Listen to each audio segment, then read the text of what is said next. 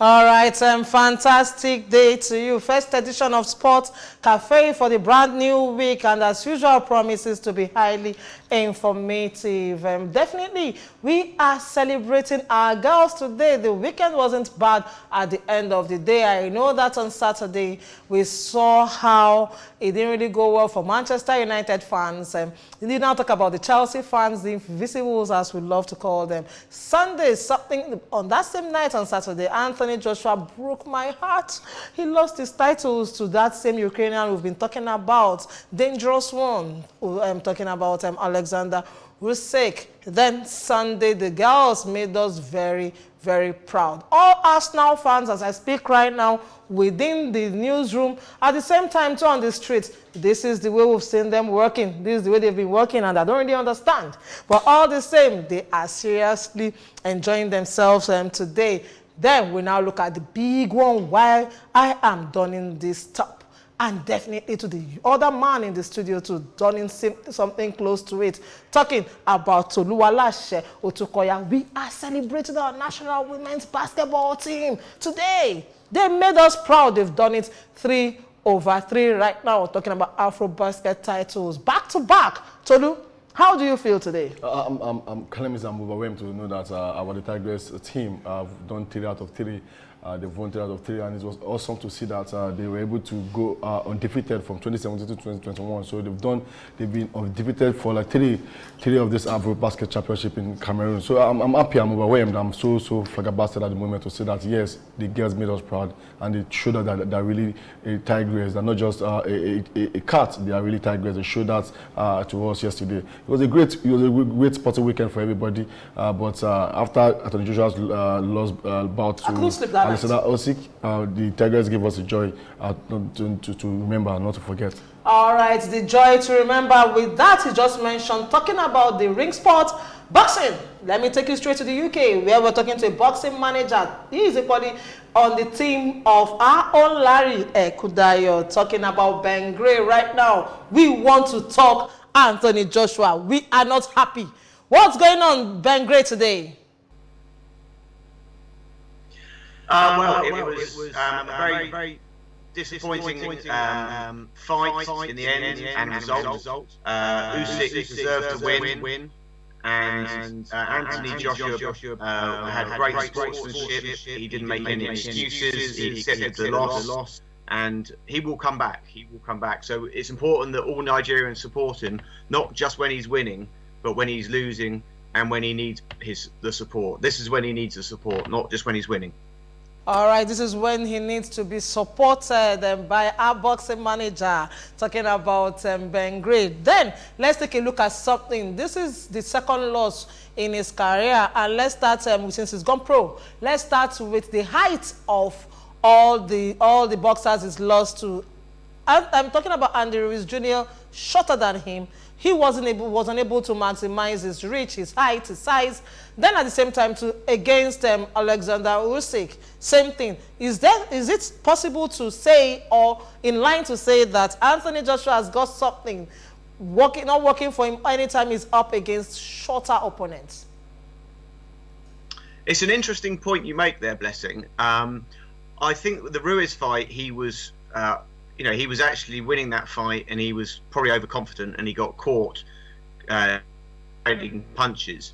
Usyk is a totally different fighter from Ruiz, and just because he's short or shorter, I don't think we can just conclude that Anthony Joshua has problems with shorter fighters. This time he was outboxed by a better boxer, and tactically, I think Anthony will recognise that he didn't get that right in terms of trying to outbox a master boxer. What he needed to do was use his height, was use his weight, was use his reach, and actually fight rather than box. But he will come back. He will learn from these mistakes, and I expect him to come back and stronger. We saw him with that he had to trigger the rematch clause, when he lost to Andy Ruiz. He came back and won that fight. Looking at Usyk right now, knowing fully well he was undisputed in the lower ranks before he got to this stage, do you think a rematch will be what we should be clamoring for Anthony Joshua right now? Do you think he'll be able to beat him in March 2 of this fight? I think you'd have to say that Usyk would start a favourite. We can't deny that Usyk got the better of Anthony on the night. But as I say, Anthony didn't fight the fight that he perhaps should have fought. And if he did do that and then he got beaten, then you'd say, well, okay, he's been totally beaten by the better man. There's no excuses. I don't think that he fought tactically the right fight. And I think if he were to, if we look at the fight on Saturday night, when he did land punches, he did wobble and he did hurt Usyk in small periods. So if he was to change his tactics and rather than back off and try and box on the back foot and behind a long jab, if he was to come forward and use his power and natural size advantages, we might see a different result. We can't guarantee it, of course, but I would expect that would be the case second time around. It looks like that we may end up not seeing that all-British fight. Anthony Joshua and Tyson Fury. How heartbroken would you be if, as a boxing manager, you don't ever get to see this big fight? Well, it's hugely disappointing, and really it's just demonstrates how difficult it is to operate at the top levels of boxing. He should have fought Wilder by now. He should have fought Tyson Fury by now, and boxing politics unfortunately got in the way. Hopefully people will learn their lessons, and there will be an opportunity down the line to make those matches, but they've definitely has to go down as a huge missed opportunity at the moment. Both fighters would have earned staggering sums, and it would have been a legacy securing fight. So disappointing all round. Right, and let's now talk about Tyson Fury, Deontay Wilder. Come next month, which way do you think it will go? Is it going the way of Deontay or Wilder or Tyson Fury? Well, obviously Fury won the last fight and he won confidently. Unfortunately, he's had COVID. He's also had some personal problems with family members being ill. So his head might not be truly on this fight, because he knows he beat Wilder handsomely last time, whereas Wilder's got revenge on his mind. He might come in far more motivated. He's changed his training team, so he's got fresh ideas. I still expect Tyson Fury to, he's a favourite. I expect him to win. But Wilder is, a very live opponent, and it's almost 50-50 when you factor in some of the things I've just mentioned there. It's going to be an exciting fight, and I'll certainly be tuning in. All right, before I let you go, let's talk Larry Akudayo right now. What's going on in the camp of Larry Akudayo? Any fights coming up anytime soon? We're working on something as we speak. I took some VIPs to the Anthony Joshua fight. They're very keen to do something with Nigerian boxing as a whole. They recognise that Nigeria has a huge talent pool. So watch this space and you'll be the first to hear, Blessing. Is it really going to be a talent hunt kind of thing, a clinic, or trying as usual to donate some equipment to ensure that you promote boxing in Nigeria? No, this is about putting on major shows, highlighting and showcasing Nigerian talent. Thank you to you, Ben Gray. Join us on Sports Cafe today. I'm still going to catch you within the week. There is one man I want us to talk about, Lawrence Okolie. But till then, definitely, I hope you make space for us to talk about him within the course of the week. All right. Let's do it. Okay, thanks so much. That was boxing manager from the UK, Team Akudayo at the same time. His name is Ben Gray, always ready to talk to us on STV anytime we call on him. Now we're talking, let's now go straight to that big one, basketball. For you, how would you describe the performance of our girls, and do you think they will make it, they can win the 4th title to break that record or equal that record Senegal set between 1974 and 1981? They will obviously, to be honest. They have a compact team and they have that strength to keep going. I think they've done 3 out of 3 already, and they're looking at going to 4 or 5. But I said in the morning radio that they are full of players out there. We have talents out there that are showcasing their talents out there. But we are looking at possibility of seeing them coming to play for the national team.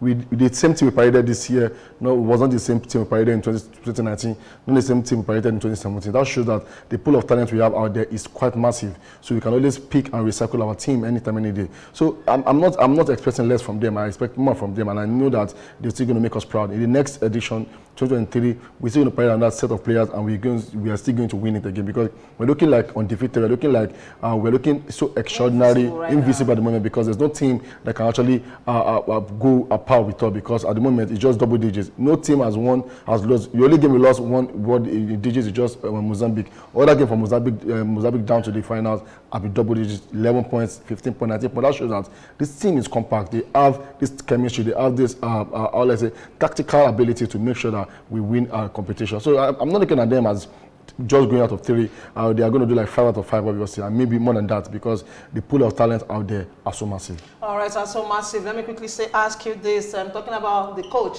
Hugley. You said something about 2017, not the same team we presented in 2019. Now winning it again in 2021, not the same team. How would you describe the work we've seen Hugley doing, discovery of talent, especially across the world, then the way he's been able to blend them as a team, and this level of relationship and commitment to the job he's been given to do? The national team, the national team is a one-man show.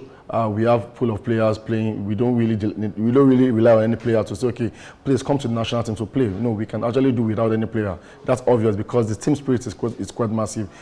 Now, we didn't rely on any player from the beginning of the tournament to the final. We know that, okay, these are the players that are going to play the tournament, and they have been giving us their best in all games to make sure that we get to the final. So I like the fact that it's changed the mentality of relying on one player. It's okay, I want one player. This is the player I want. He has changed the mentality. He tries to make us understand that basketball is a teamwork, it's a team spirit. But the only problem I have here is that, I don't know it's from him, let everybody have fair share of games. You can't bring in some players and bench them all through. I don't like the fact that it's like that in the national team. When there are players coming to the national team, if they're not eligible to play the national team, don't invite them to the team.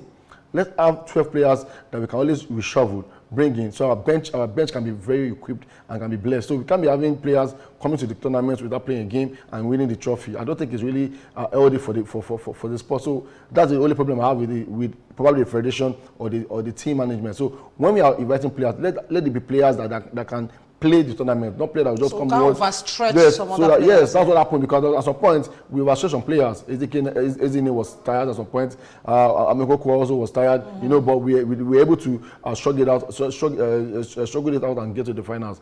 However, we need to just change this directive, so that when the next championship, we need to invite players that will play.